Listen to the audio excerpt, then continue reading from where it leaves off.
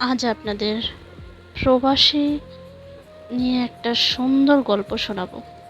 প্রবাসী ঘরের প্লেটটা খালি পড়ে থাকে। আজ ওর প্রিয় খাবার রান্না করলাম, যদিও জানি 1000 মাইল দূরে থাকা মানুষটা খেতে পারবে না।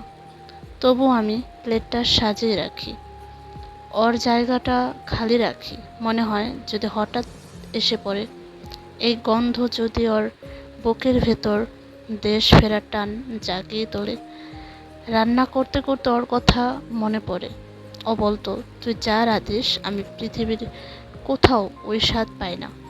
তখন বুঝতাম না কথাটার মর্ম, আজ বুঝি। এই হাঁড়ি পাতিলেই তো লুকিয়ে থাকে ঘরের ভালোবাসা। এই রান্নার গন্ধই ওর দেশে ফেরার পথ হয়ে উঠুক। এই চুলার পাশে আমি শুধু তরকারি নয়, একটা মানুষকে ফিরে পাওয়ার আশা রান্না করি।